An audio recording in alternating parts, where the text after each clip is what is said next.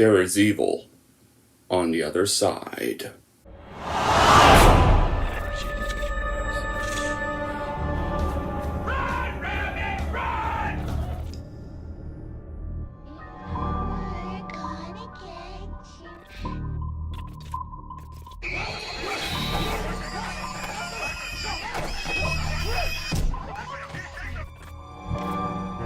One, two,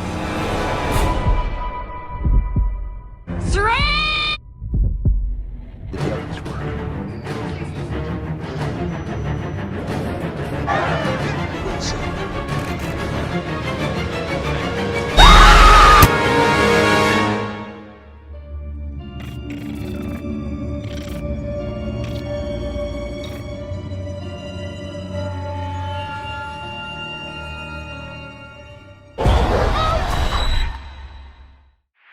Hey everyone, it's Don G. Corleone here, and I'm here with episode 6 of my Halloween horror movie reviews in a different area.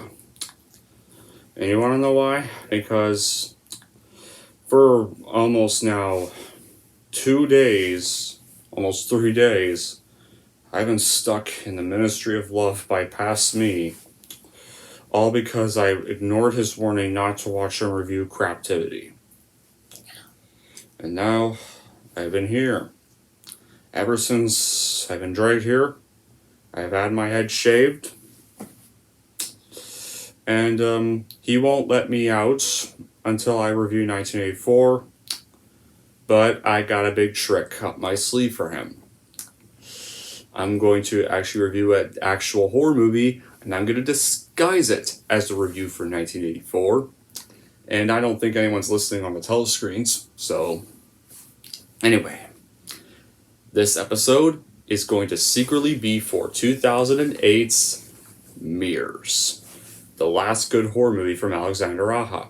So what's the plot of this? Well, in New York, the former NYPD detective Ben Carson is hired to work as night watch of the remains of the Mayflower department store that was partially destroyed by fire many years ago.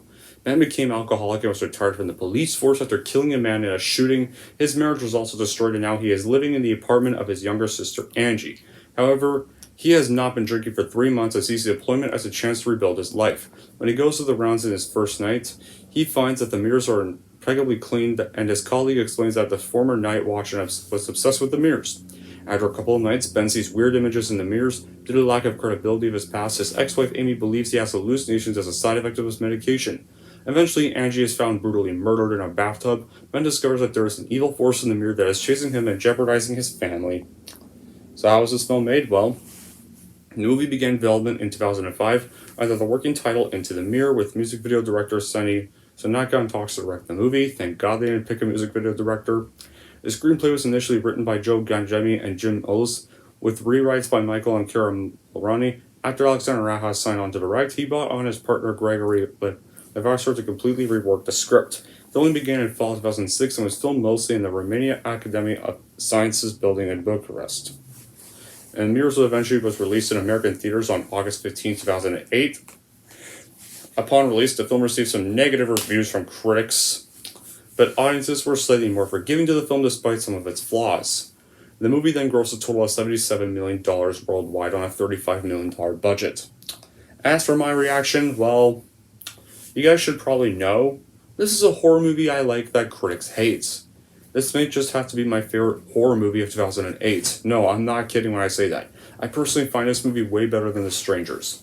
Like, there have been at least a dozen horror films where the evil lived on the other side of the mirror. Nothing new here. Most of them share the same build-up as this one. You get to know the victims, get to know the evils, see them getting married, maimed, slaughtered, eaten one by one. Nothing new here. And in fact, this film was like nothing new all over, and it would be a standard run-of-the-mill one if it weren't for the fact that most of the scenes used are worked out pretty nicely, and that the ending isn't the normal sloppy one. This movie is certainly not the best horror movie I've ever seen, but out of horror movies that came out around that era, it was definitely one of the better ones. The death scenes were a bit over the top and gory, but at least the movie didn't really rely on mostly just gore than a lot of horror movies those days did. Kiefer Sutherland was pretty good, aka from The Lost Boys, and this is probably the second horror movie he's been in. And there were also a few jump scares. And I like that they add a little bit of mystery and action to it too. And the scenes inside the derelict department store are actually pretty effective, but it becomes clear very early on that far too much shock is put into the scares of his nightly walkthroughs and not nearly enough to put into developing a real story. There is still a story, of course. It's just that the movie feels a lot like a Finland haunted house tour is intermixed with an occasional break to explain a few things, and then back to the haunted house. A great horror movie will either make you fear something that previously seemed harmless, like the darker hallways or dolls or children or the like, or instills you in the fear or interest that there might be something more going on right under our very noses. There's attempts to do both, to make us fear not only mirrors but all reflective surfaces, which are all dangerous in the movie, and also to suggest that there is a whole other world going on behind those mirrors, that those pesky handprints won't wipe off, or really someone on the other side with their hand on the glass. And now for the acting of the movie, well, I'll say this. The acting is generally solid, sometimes pretty powerful, like the music and sound effects play into the spookiness wall, and overall it would be a really top of the line movie. Except for two isolated scenes and concentrated disgusting gore, just really two. One right at the beginning, and another about the third of the way in. Nothing like it in the rest of the movie, and it's really not at all what the movie is about. But it really is a signaling what kind of people come up with this stuff kind of gore. But the gore is pretty cool here. Even if it doesn't really belong in a subtle, mysterious, spine-tickling horror film like this one. So, here's the two scenes with the gore. The first scene with the gore is the first death, where the previous guard's reflection slits his neck, which kills his real self, and it opens up the movie. Another, but also very iconic one. This is pretty much the death that almost everybody thinks of when they hear of this movie, is with Amy Smart's character. Pretty much how this scene goes is Amy Smart's character takes a bath. Her reflection is just standing with a very sinister look in the mirror. And as soon as she's relaxing in the bathtub, her reflection pulls her freaking jaw wide open. Like, holy shit.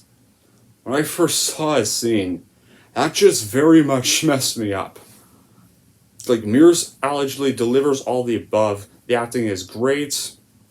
Not just Sutherland, but other members of the cast did pretty good. There were some times, though, I didn't really like Paula Patton's overacting. Though it was obviously a direct order from the filmmakers. I think there was room to give late actor Karen Boyce, rest in peace, and Erica Gluck more screen time.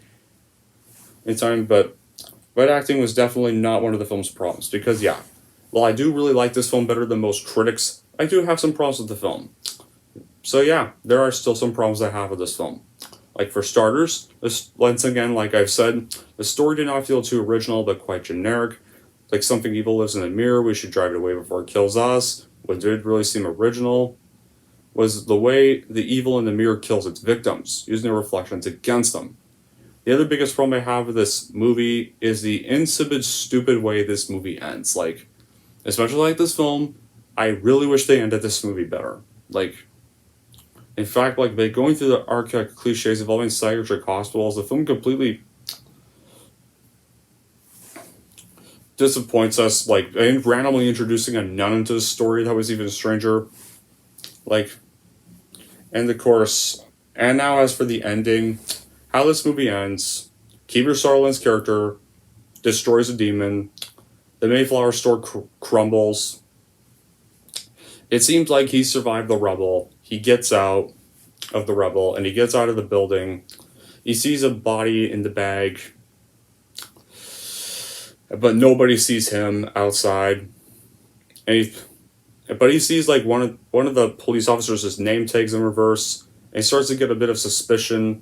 And as soon as he like feels a window with his hand, and it turns invisible, he realizes he actually died, and it's clear the body in the bag being dragged out was his body. And there's a handprint on the glass. So basically, the souls are now freed, but the demon's now destroyed. But unfortunately, he's the only one that has to spend the rest of his life trapped in the mirror world with no way out. That's just how the movie bloody ends. Like, seriously. I kind of wanted this to end with him getting back to his family in the end. I really wanted the story to at least end on a hopeful note. Because this was a protagonist I actually liked. I really liked they didn't make this protagonist obnoxious or some obnoxious frat boy or anything like that. Originally, the alternate ending was, I think, going to be much sadder, where it was going to end with Kiefer's character heroically sacrificing himself to get Cameron Boyce's character out of like the water before he like drowned in his own reflection. So, which if they had went with that ending, I probably wouldn't have minded Kiefer's character's death. Uh, but yeah, technically, the film displays very good and well executed cinematography, which takes full advantage of the decaying building and the darkness that reigns inside. The film also has good scenarios and an effective soundtrack, but not very memorable. However, those bad qualities don't ruin the movie for me. And I still think it's a perfect continuation of Aja's directing career after the remake of The Hills Have Eyes. I even wish this movie deserved more attention. And I think this might have to be the last good one Alexandre Aja did, because his career kind of went on a downward slope beginning with Piranha 3D. But final verdict. Mirrors is probably a worth buying to me for sure. And anyway, that's it for my review of Mirrors. And if you're wondering how I'm going to rank Mirrors, here's how I'm going to rank this movie. So overall, if you want to see a genius concept of possessed mirrors where your reflection can kill you, then I would easily give this a watch and then buy it out to your collection for sure. And if you're wondering how I'm going to rank Mirrors, I'm going to give Mirrors a 7.5 out of 10. There we go. That pretty much wraps up my review for Mirrors. And this was a pretty fun episode to make. Hopefully past me won't see that I actually disguise this as the movie he wants me to review. Gee, Corleone! Wow. Are you really that stupid, future me? How did you know? I thought the telescreens were soundproof. I didn't think you'd notice. Actually, future me, the Big Brother telescreens have microphones in them, so I heard and monitored and listened to everything you were planning. I'm really not an idiot, future me. I know exactly when people lie to me and think they can go behind my back and review different movies than the ones I request them. So, yeah, past me. Unfortunately, because you lied to me and tried to trick me to make me look like a fool, you're going to have to spend another day in here until I actually see you review 1984 properly this time. And don't try to lie to me this time. Alright. Invisible Air, take him back to the torture room and knock some sense into him. Oh, crap. I guess I'm going to have to actually review 1984 the right way for the next episode. Anyway, before I get dragged off again, that'll be it for this episode. Thank y'all for watching. And if you like this, want to see more, and don't forget to like, subscribe to Don Corleone!